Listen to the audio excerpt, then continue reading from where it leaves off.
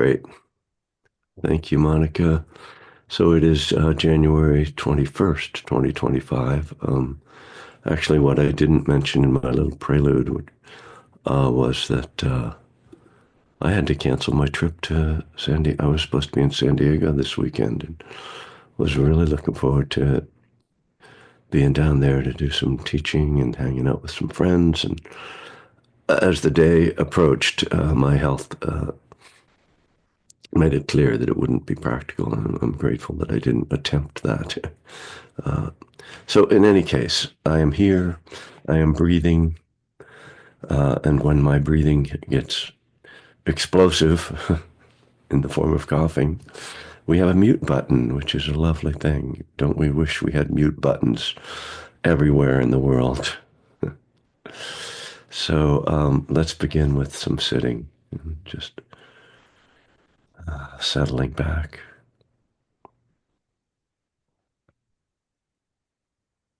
And you can close your eyes or just lower your gaze.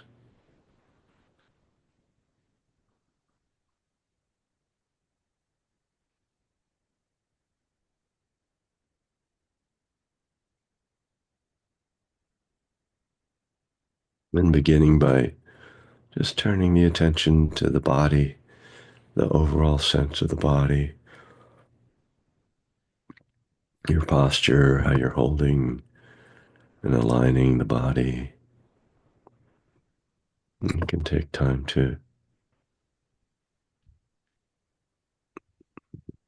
figure rebalance if that's helpful at the beginning of a sit.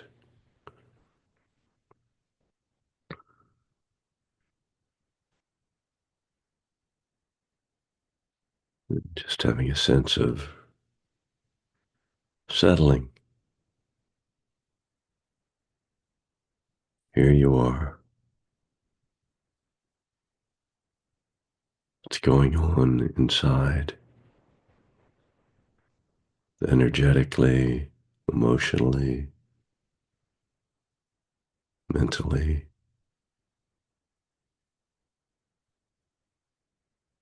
Can it all settle?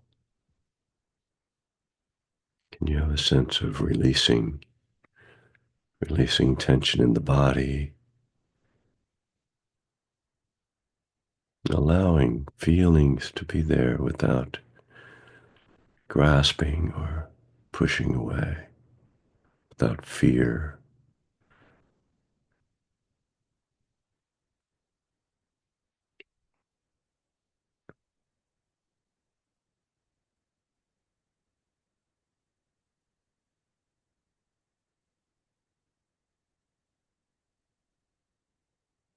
Each moment presents us with a different self, different sensations, different feelings, different thoughts. With mindfulness, we take a step back, in a sense, to just allow all this to come and go without being disturbed. It's okay. Even the inner chaos is okay.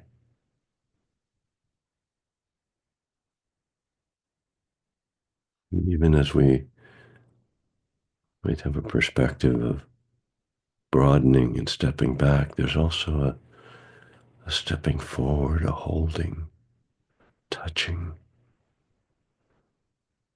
intimacy, intimacy with the breath, with the body,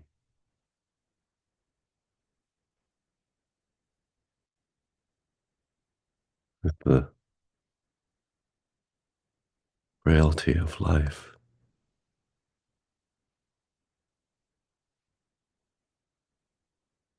moment by moment. Each breath, another extension of this life.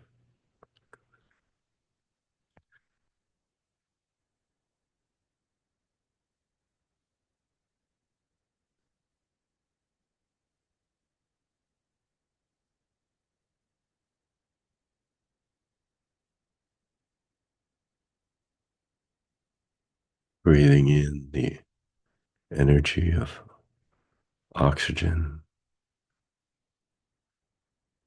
and breathing out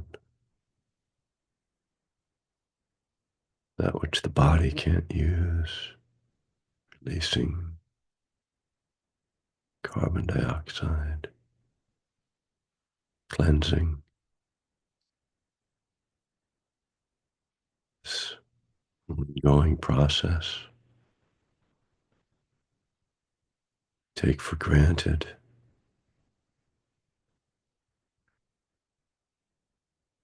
all the rest of our life depends upon this continuous respiration.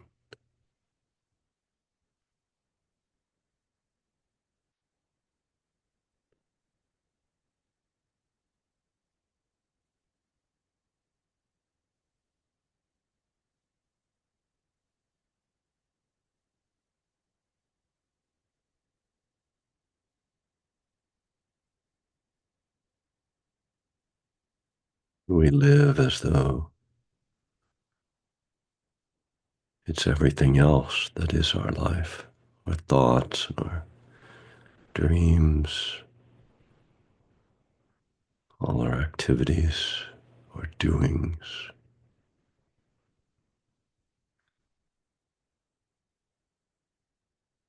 And we forget until our breath is threatened that all of that is dependent upon breathing in and breathing out.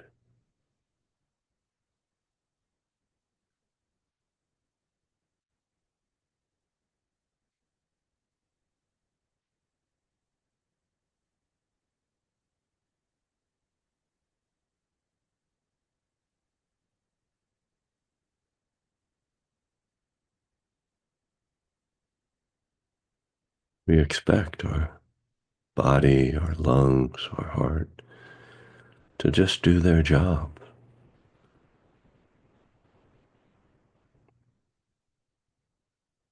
Very little appreciation. It's second by second, breath by breath, beat by beat. They work to make all the rest of our life possible.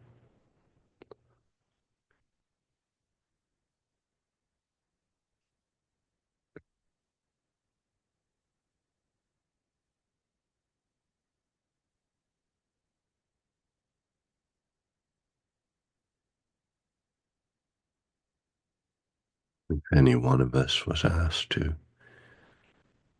do a labor like this 24 hours a day,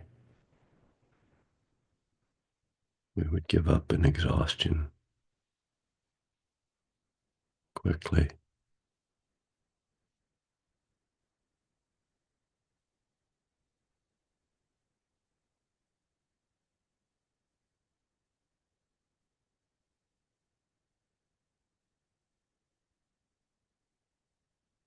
So to bring mindfulness to the breath, to just touch it, to feel it, to know it, is to be aware of life, is to appreciate life as it is, as it continues on.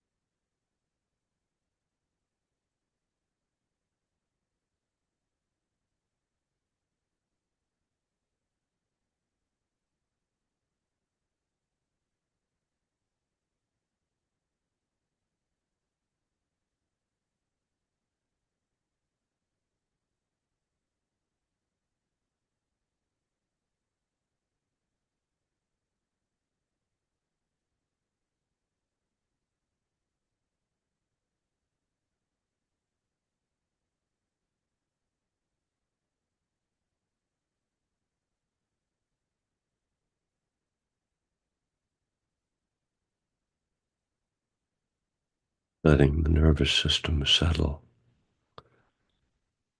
releasing persistent thoughts, returning to the breath, to the body, to the present moment, trusting in this process of letting go.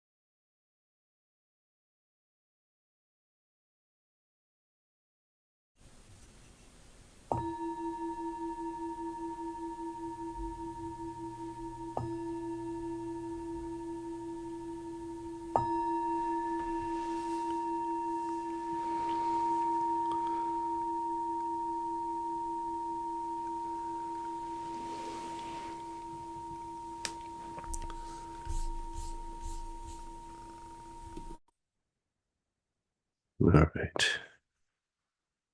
So, for those who are sort of new to this, like we'll call it a class, I typically don't give just straightforward meditation instructions like step by step, a little bit, but because this has been ongoing for 5 years every week, I kind of branch off, but into little explorations. So, but there's a lot of instruction out there for you can find even on my website. Probably, I'm gonna blow my nose. I'm gonna pause for a moment. I mean, not pause. I'm gonna mute.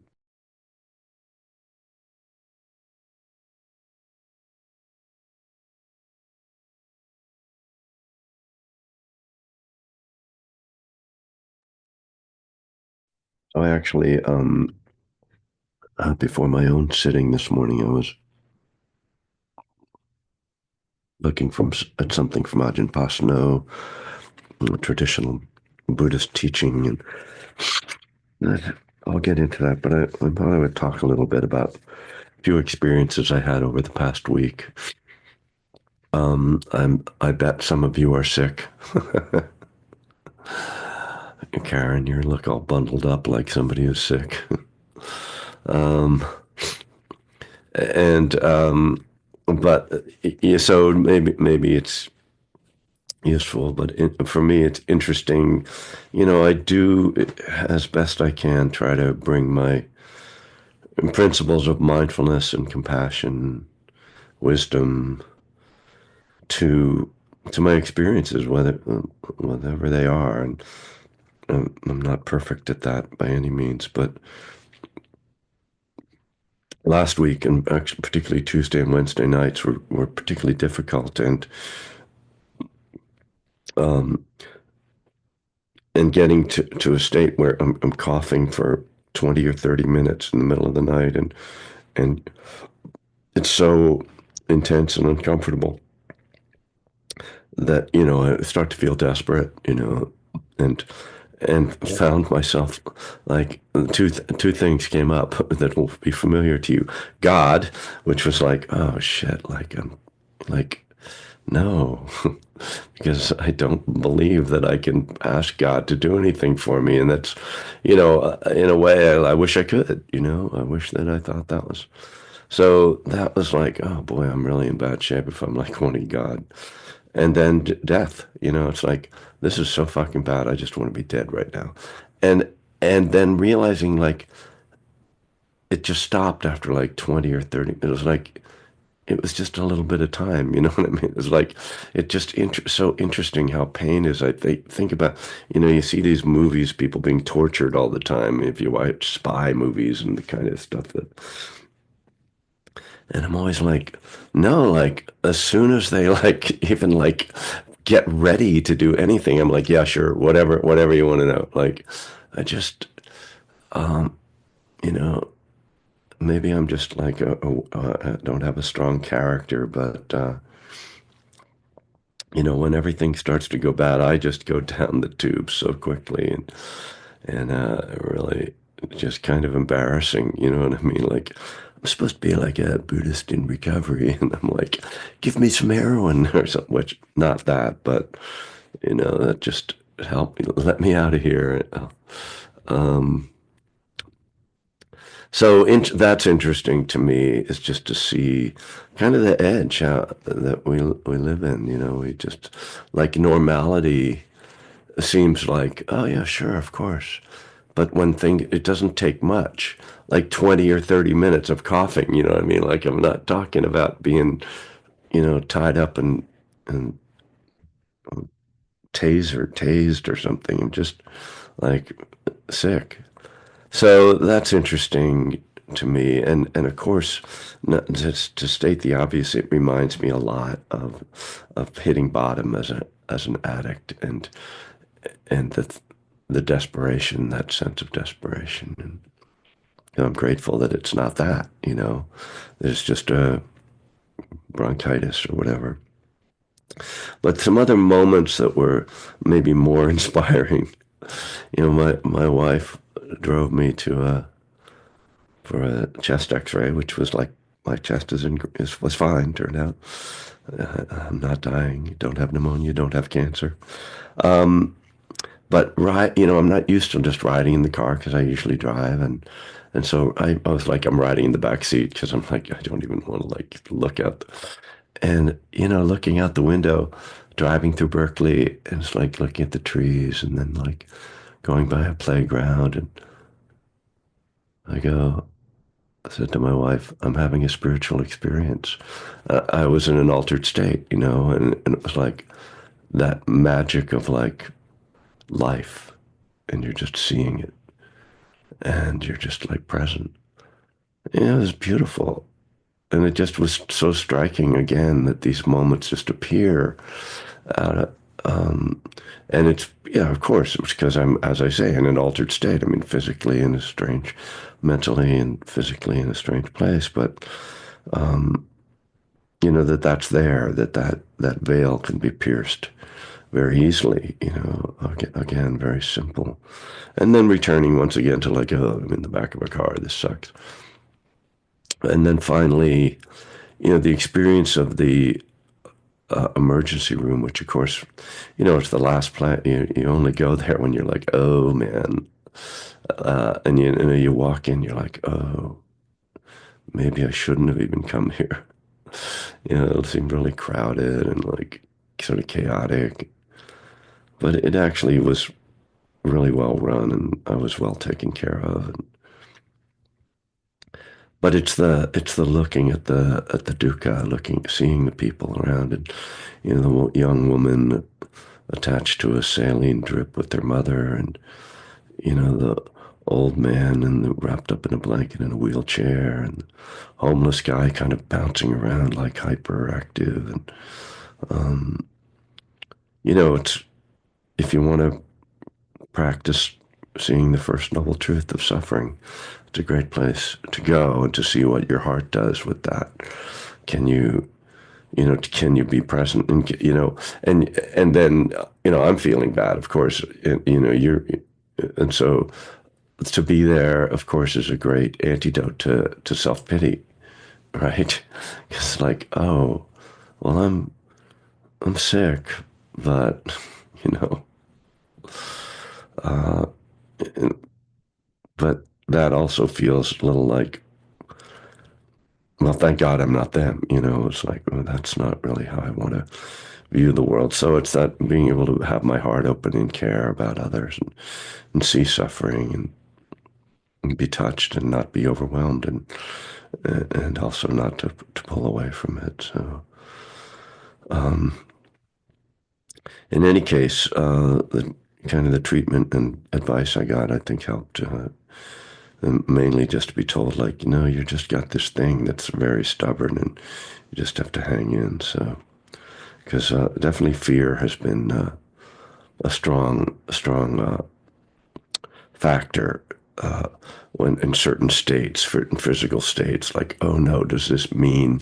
And it's just so interesting, right? What the mind does. This disease, and what's that? Or the unknown, and having someone kind of reassure you, you're like, yeah, you're. This is actually, a lot of people have this, and it's like, oh, okay, I'm not dying. I'm not, you know. He was not being born is busy dying, as Bob Dylan said, but in the specific sense, traditional sense, I'm not dying. Okay, dear ones, thank you for you know no, by looking at the numbers, it doesn't look like anybody left while I was saying all that, so that's encouraging. Uh, like I said, I mean, I think I know what my job is, but um, I'm not always clear about how to execute it to the best of my ability. Um, so, so I was looking, this tiny little book by Ajahn Pasanno called Nourishing the Roots. The first chapter is like 9 pages long. been coming back to it multiple times in the last few weeks. So he starts talking about the four foundations of mindfulness. And I thought this was worth looking at, and then going over to the sutta on the four foundations of mindfulness. That's right at the end of this chapter, this first chapter. What are these four foundations of mindfulness for? And what is mindfulness anyway? Especially these days, there's a lot of complications around the expression of mindfulness. Whenever the Buddha talks about mindfulness, he always talks about it with four particular qualities. In the Pali, they are atapi, sampajano, satima, and vinaya loke abhijadomanasam. I'm going to go to the sutta in a minute and give you the English on this, but it says atapi, and I don't know if that's the right pronunciation. Atapi is ardent. There's an effort there. It's not just passive. It's not passive, just vegging out mindfulness. There's some application. That's, I think, an important thing to reflect on, that it can easily be this sort of just spacing out.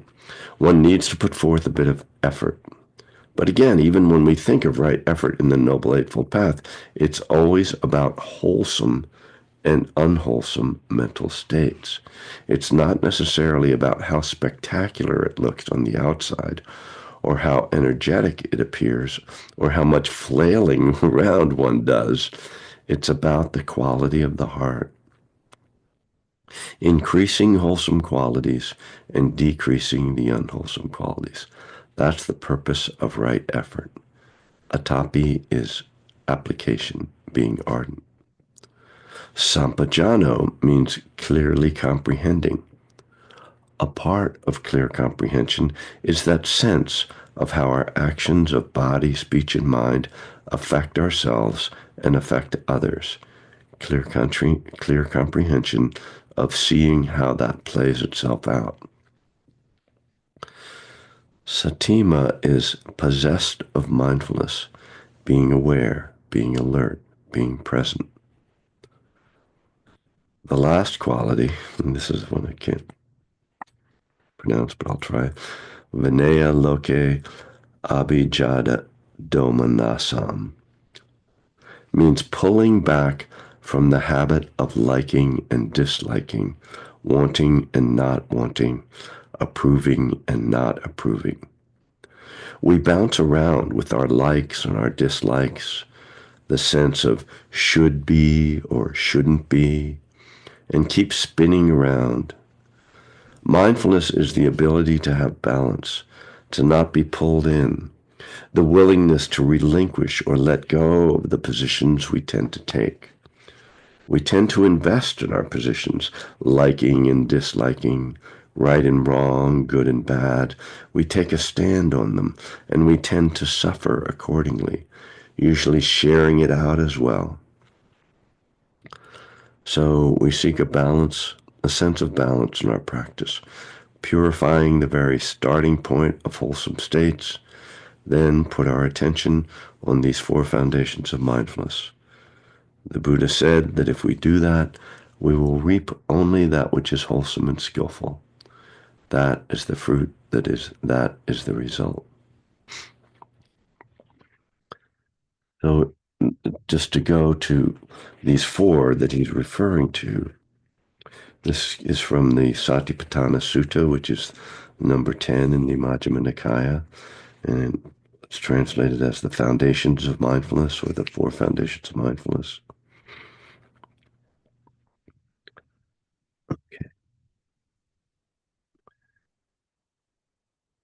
And this is when he first introduces the four foundations of mindfulness. What are the four? Here, monks, a monk abides contemplating the body as a body, ardent, fully aware, and mindful, having put away covetousness and grief for the world. So those are the four qualities that Ajahn Pasanno is referring to ardent, fully aware, and mindful, having put away covetousness and grief for the world. So ardent is a tapi, and that's where he's talking about effort. Fully aware is sampajano, the clear comprehension, sort of a broad awareness. Um, and mindful is satima. And then the last quality, he says, means pulling back that from the habit of liking and disliking, right? Wanting and not wanting. And in the sutta, it says, having put away covetousness, wanting stuff, and grief for the world. So, and then this gets repeated. One abides contemplating feelings as feelings, ardent, fully aware, and mindful, having put away covetousness and grief for the world. One abides contemplating mind as mind, ardent, fully aware, and mindful, having put away covetousness and grief for the world. One abides contemplating mind objects as mind objects, ardent, fully aware, and mindful, having put away covetousness and grief for the world. You know,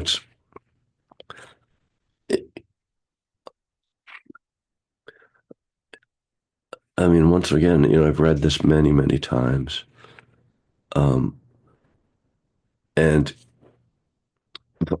something like what Ajahn Pasanno gives us, I think is much more helpful than this text of the sutta, which is somewhat vague. I mean, some of it's clear, okay, being ardent and fully aware and mindful. Having put away covetousness and grief in the world is a little vague. It's have someone point out that it's basically about liking and not liking. But then, as many of you are aware, as we're contemplating the body, these four foundations is where I think it becomes somewhat confusing.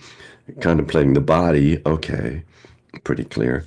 Feelings, well, we know that there's a specific meaning of that in the suttas, and it's not that uh, not something that most of us really relate to until we really study it. Mindful of mind, contemplating mind, this becomes started like, well, not sure what that means, right? And then mind objects, it's like, okay, now we're just like into this technical language, right? And so it's helpful, I think, to have people like Ajahn Pasanno who kind of break it down a little bit and make it a little bit more accessible.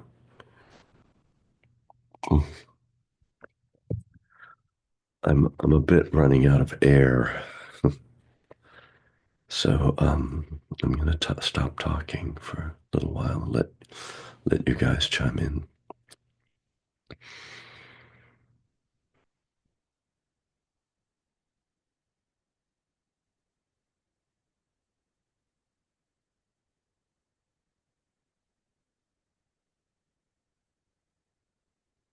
I hope that was understandable what I meant by that. Gabrielle.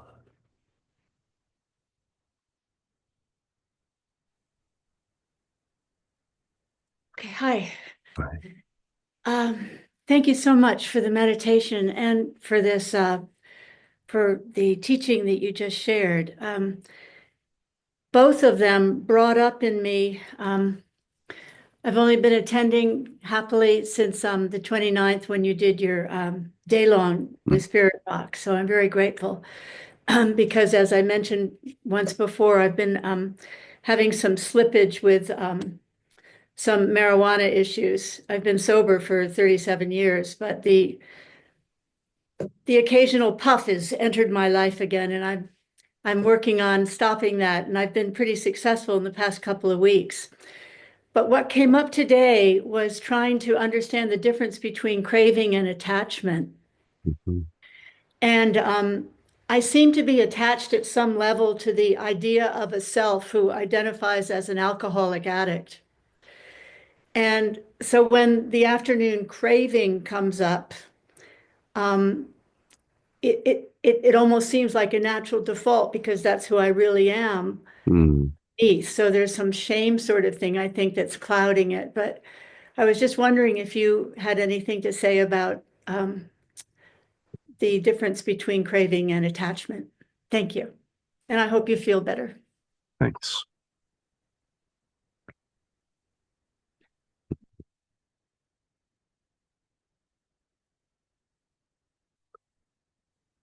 Um, Maybe I'm not at my sharpest. So I can't say that anything immediately comes up. Um, Obviously, there's a difference. I mean, I guess fundamentally, I think of attachment as being more mental and craving as being more physical in the sense that, it's the craving tends to be a sense oriented or oriented towards sense experience. Attachment, as you're describing it, like around identity, but really, um, it implies as well a craving, um, a wanting to hold on. Um, but as far as you know,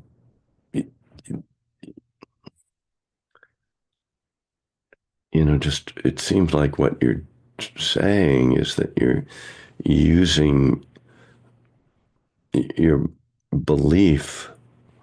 I'll say that your belief in this idea of being an addict as an excuse, if you'll pardon my saying that, to behave as an addict, and that's not the purpose of identifying as an addict.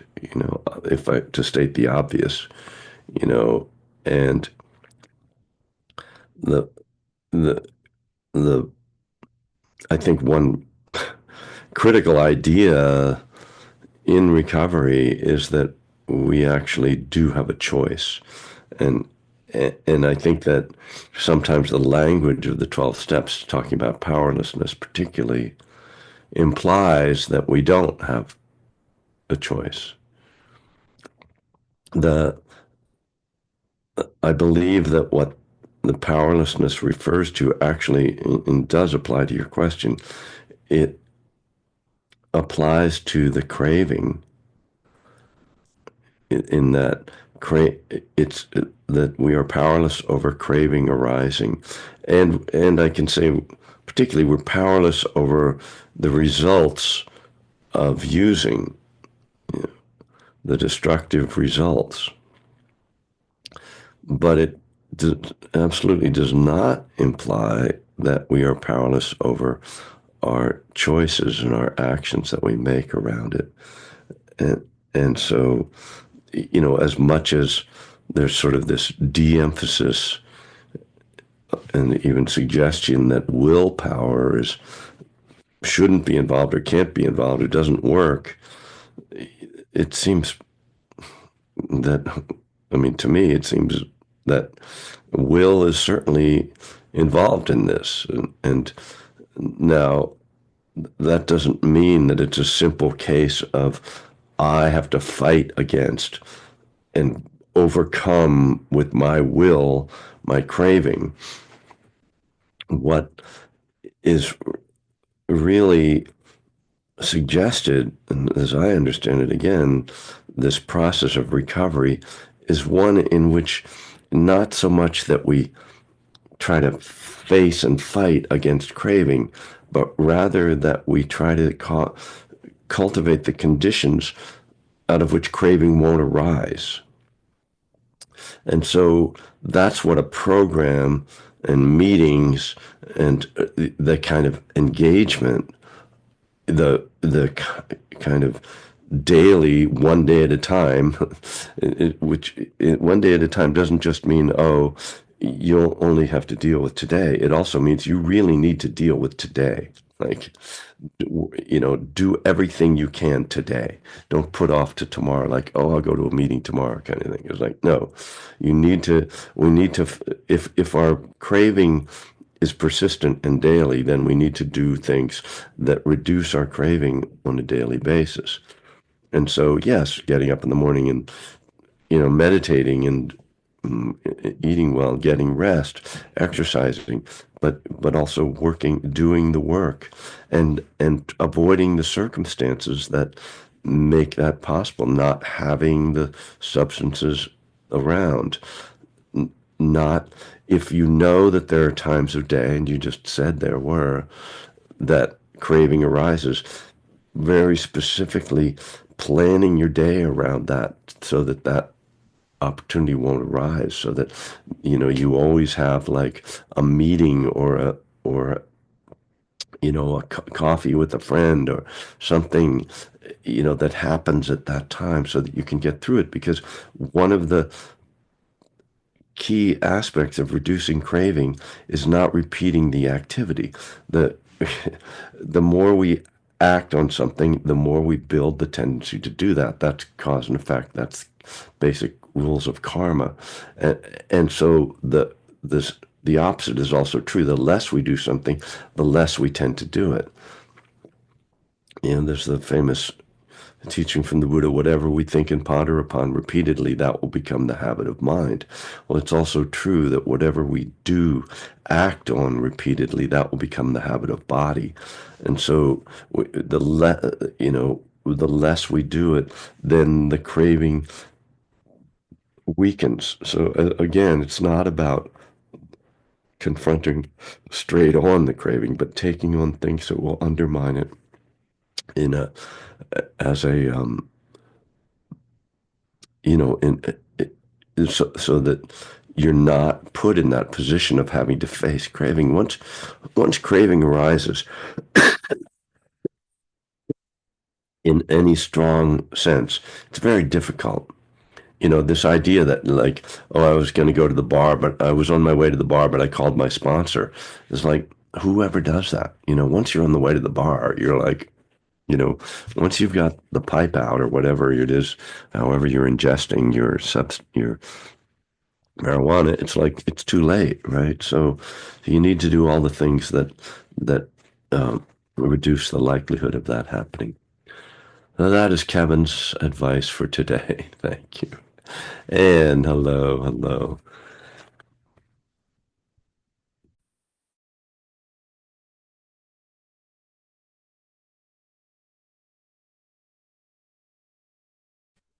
You're on mute, Anne. We can't hear you.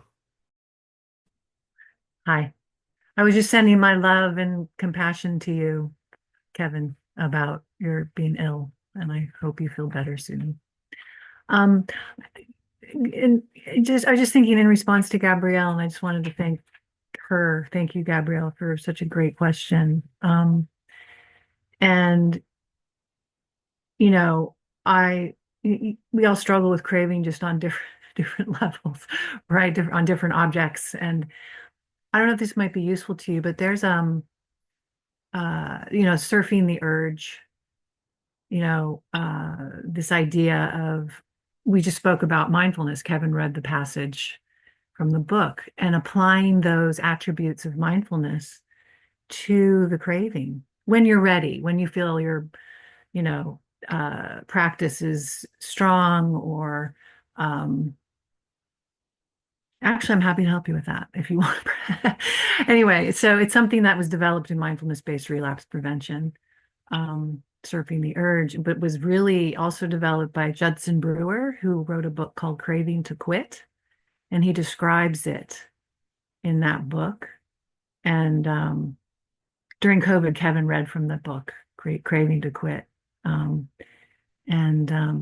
he did his research on smoking, people who are smoking. And what he found was, like, most people, when they were given the instruction, okay, smoke, be mindful, really feel it. What does it feel like in the body? What does it feel like the craving be, sort of like tracing back the craving from the beginning point through to its end. And people were very disillusioned, disenchanted by smoking, and they quit.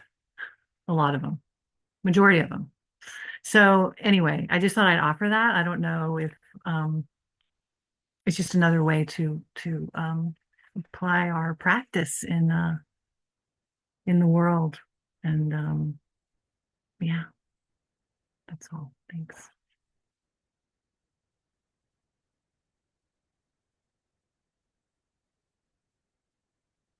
I think Kevin, you're muted. Well, there you go. Thank you. Yeah. Just to say that those who don't know Anne, she is a full-fledged Dharma teacher who leads a group at Insight Santa Cruz, and she's going to be one of the teachers on the retreat at the end of February. So she's not speaking from a lack of knowledge and experience. Thank you, Anne. And you know what? One of the things that really stuck with me from Judd's book is the 10 minutes. He says that craving for cigarettes lasts for 10 minutes. And if you can surf the urge, as Anne says, for that 10 minutes, that you'll find that it passes. You know, so remembering impermanence is a useful thing, you know. What retreat in February? I don't think we should tell people. I think we should keep that secret. It might be somewhere in the previous chat stuff. I don't know. Yeah. Anyway, is it on the front page of my website? Who knows? Anyway, yes, there's a retreat in Northern California. I put it on the chat. All right, I knew you're on top of it. Yeah, it's also on the front page of my website, kevingriffin.net. I still have December 29th on there, but you know, maybe I'm not totally on top of my website. Julie, hello. Hello, everybody. I'm glad to be here. Kevin, I sure hope you feel better. Let me see. I'm on my phone and I'm not fluent in doing this by phone. Okay. Thank you for your offerings today. A couple things come to mind. Number one, and you know, I always seem to be contrarian, and I don't mean to come across that way, but I don't think at all the issue is liking or disliking. We all have preferences. If we're engaged Buddhists, we vote, we care about things. If we're, you know, in recovery, then we like, you know, we prefer sobriety over not being sober. It's attachment. It's the attachment to the like, and it's the keep liking and keep disliking in the face of what truth is unfolding. So I don't think it's the liking or disliking or having preference. I think it's the attachment to the preference that can be problematic. So that's one thing that arises when I hear this teaching. And the other is something you touched on. It's something I've been trying to explore. No one will play with me. So I think what I understood is in alignment with what I have discovered in my explorations, and that is around powerlessness. And I think that in 12-step recovery, powerless does tend to refer to powerlessness over choice. And I don't agree with that. That's just my personal experience. I'm not talking about the program or anybody else's experience. But if I were powerless over choice, then I'm equally powerless to make the choice to turn my life and will over to the care of a higher power, which I am, by the way, unable to do that. And I'm unable to make healthy decisions consistently with food. But the choice to me is the same. The choice to align my words, actions, behaviors, intentions with a higher power is the same choice to refrain from eating ingredients or volume that are not helpful and healthy for me. It is exactly the same choice. It is a different framing, but it's the same choice. So anyway, I've been playing with that, And when I thought I heard you said that powerlessness does not mean powerlessness over choice.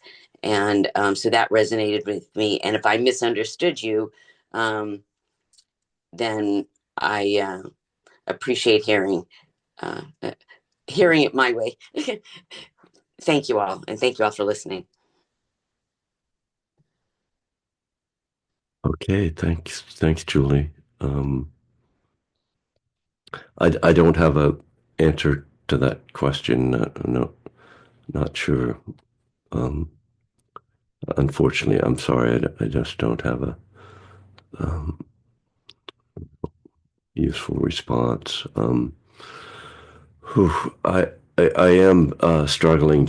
No, I'm not struggling to breathe. I'm breathing okay. It's just that talking a lot takes away a lot of the breath. Steve, go ahead. I'm here to help you with that. Oh, okay. Um, Boy, I know I great compassion for what you're experiencing, for sure.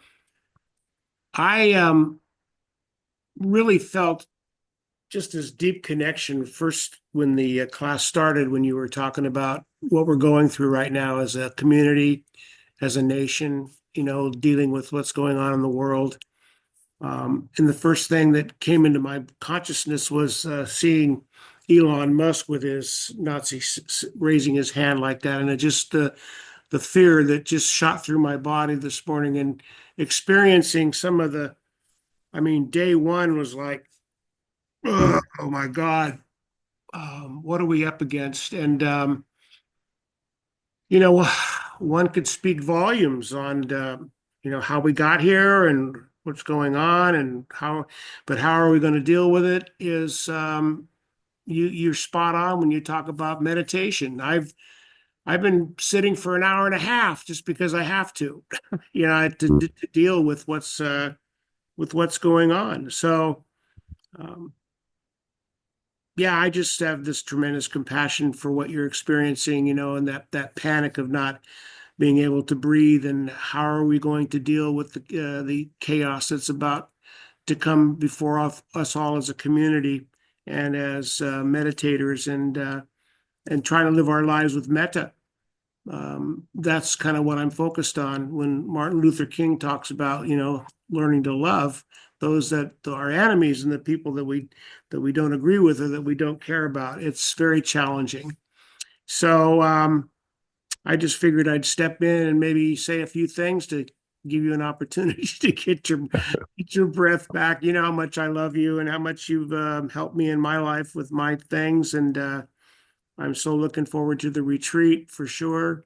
But yeah, we're all faced with some very, very critical situations coming up before us. So anyway, I'm here to support you in any way I can. Thanks for listening. Thanks, Steve. Well, I'm just too focused on my own problems, sorry, which is very selfish, but at a certain point, yeah, Hey, that's okay. I mean, not really. I just, um, it really, I mean, to bring it back, like I was thinking this morning about how, like, I have a platform of a kind, and I think, like, do I have any power in the world? And if I do, I don't. I really, frankly, don't know how to use it beyond trying to help people in the way I normally do. I wish that I had political power, but but I don't seem to. And so as in my work, I will do what I can to help people, um, and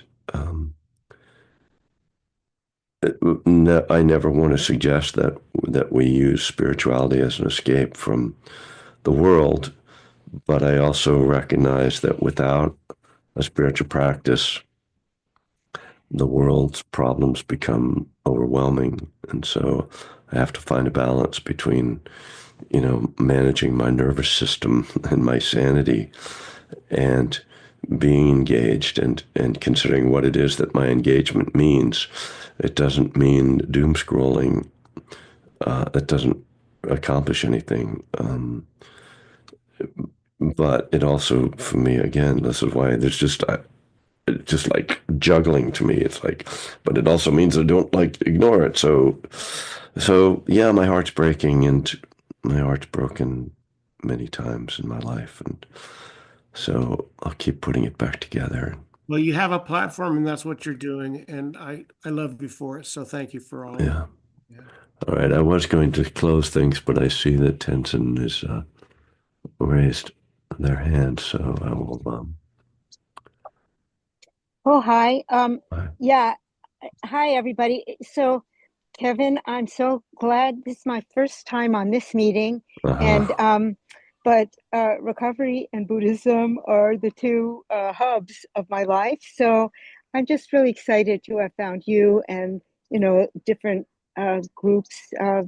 Yeah, and I'm in San Diego right now on my way back from Mexico. And I hope you'll Mm, feel really better soon.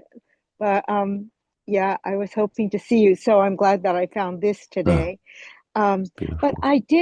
I did want to mention, so yesterday I read, so Norman Fisher, when Trump was elected, wrote just a brief paragraph of a message that on that day or so after, and I was just trying to copy it and put it, but I'm on my phone, so I can't. Mm, But probably you can find it.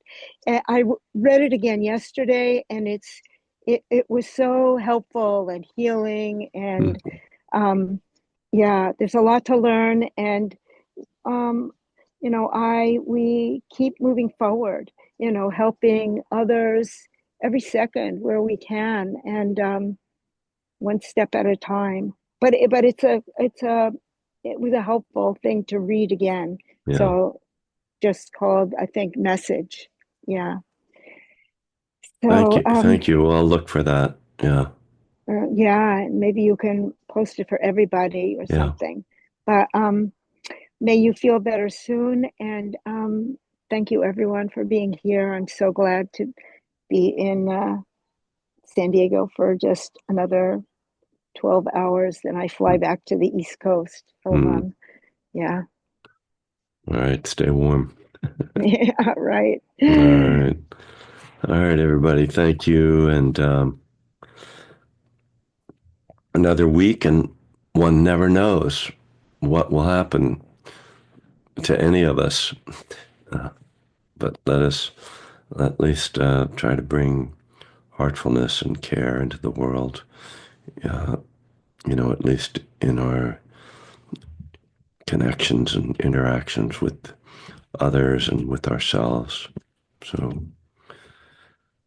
may all beings be free from suffering. Blessings. Thank you, Kevin. Okay, guys.